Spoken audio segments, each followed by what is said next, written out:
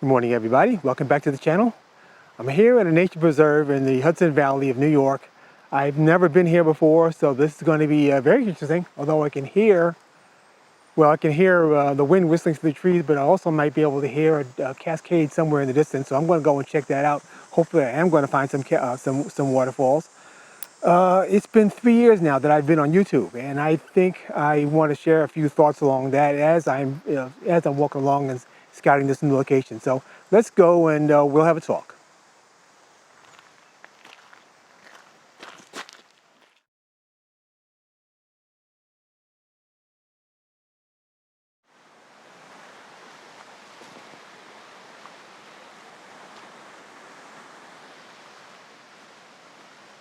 Well, not 50 yards from the parking lot.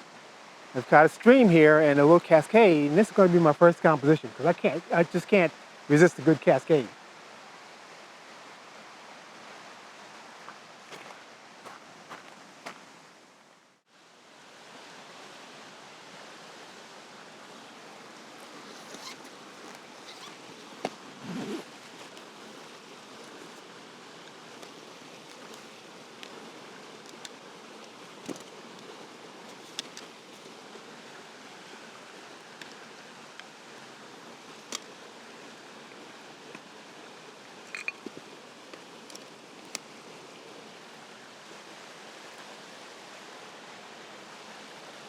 Okay, I think I'm in the shot, so I'm going to talk you through this composition very quickly. As you can see, I've stood here on a couple of rocks, and I dare not move for fear of falling into the drink. But I always love cascade shots that are taken like with the water coming straight at the camera, because that's usually a view that you don't usually actually see in real life. And as you can see here, the camera is pointed straight up the cascade, and it's framed by ferns on either side. I'm not sure if I'm going to, actually I'm probably going to do a wider, a portrait style shot of this also, just to capture the ferns on either side. But without that, I've got the lower part of the cascade here. I'm going to probably focus stack this. Yeah, I'm definitely going to have to focus stack this. My shutter speeds. Actually, before you do that, let me just show you the polarizer here. Oh, see what the polarizer does by really reducing or accentuating the reflection of the water and accentuating the greens in the foliage. I don't want to cut the reflections out altogether, but enough of it. Well, now that's too far. So maybe about there.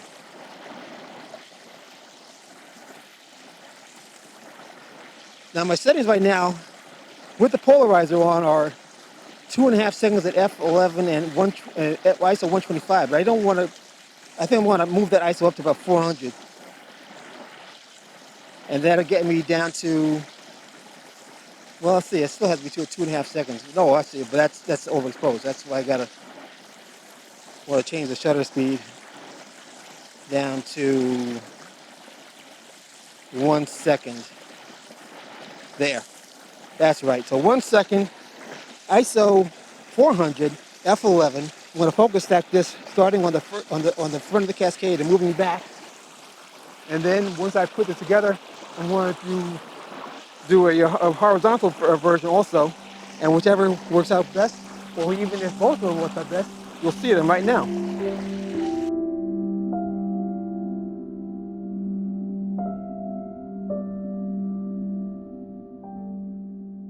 I ultimately made two versions of this composition.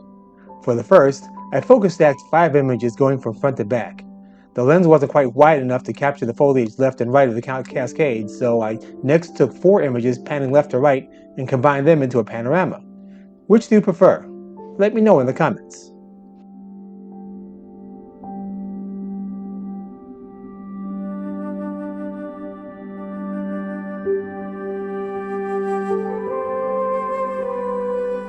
Alright, so I've got another shot framed up here. Same location, actually, just looking at some trees across the river. But before I do that, and actually while I'm waiting for the light to change, I'll talk a little bit about what I've learned in the 3 years that I've been doing YouTube, specifically and landscape photography generally. Actually, I've been doing landscape stuff for a couple of years before that.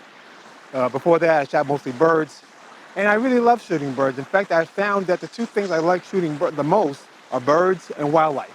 Birds and wildlife. Birds and woodland. And the thing about woodland is right now, I mean, I'm literally the only person in this park, and that's just perfect for me because yeah, I'm a city boy. Obviously, when you grow up in the city, you live in the city. You know, everything's very busy, very hectic, but you come out here to the woods and it's peaceful and quiet and there's nobody around, and that's just perfect for me. Sorry, I hit the mic. I'm an introvert at heart, um, but I really just love just being out in nature. There's nothing like it. That's all I can say. There's nothing like it.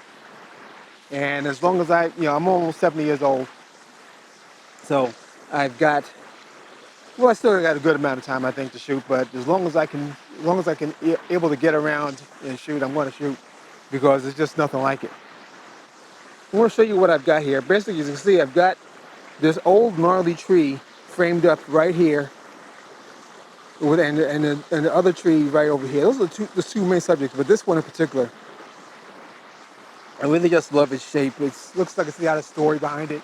It's not dead because the branches are all gone below. It's got plenty of foliage above it.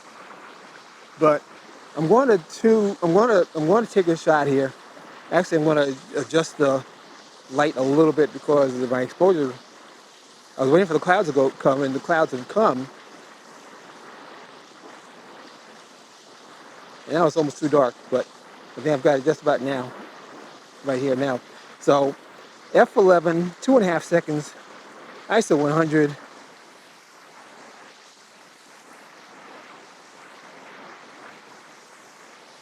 Now I've got it pre-framed as a square crop. I may keep the square crop, I might adjust it, but the good thing about the Canon cameras is that even when you change the aspect ratio and such in camera, you can change it in post. It still records the whole raw file, so I'll have the whole thing to play with.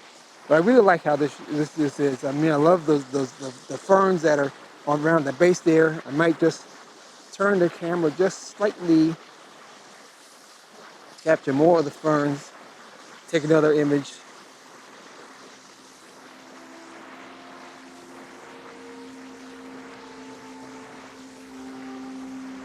And we'll see how that goes. And whichever comes up best, you'll see right now.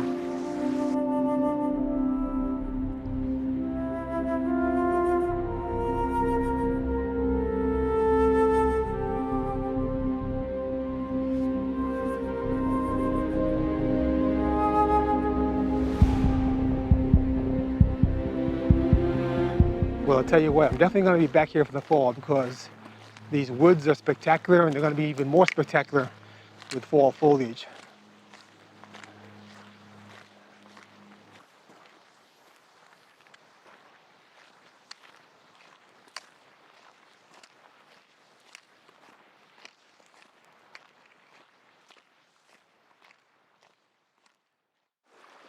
All right, so I followed the trail down the river and come across this scene here, which I think I'm going to wind up doing a kind of a wide angle composite, and I'll show you why.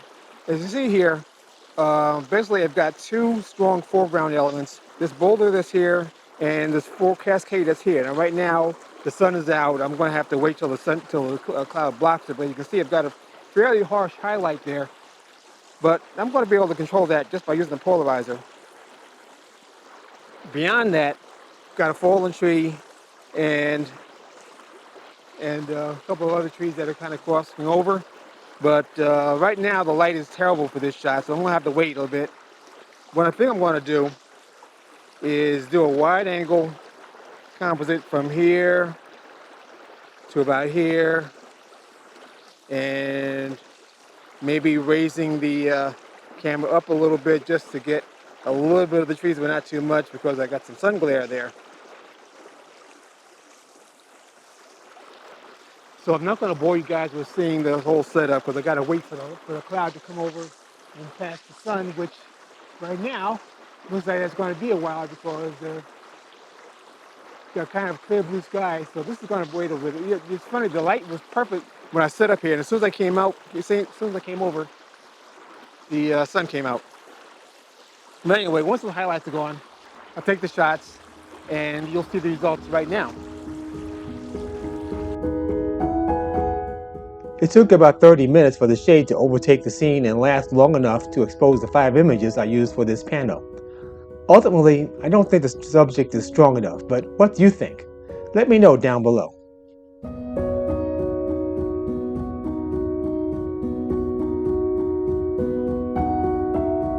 Well, I'm going to make that an episode. Thank you for joining me, and I hope you've enjoyed the content. Again, I've been in YouTube for 3 years now, and I think I've learned a lot.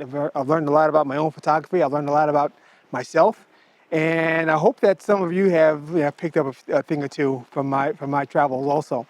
I thank you for joining me for all this time. I've got like almost 1,300 subscribers now, and I appreciate every one of you.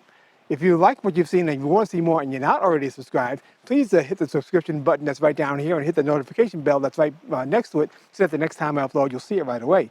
Thanks for joining me, and I'll see you next time. Bye.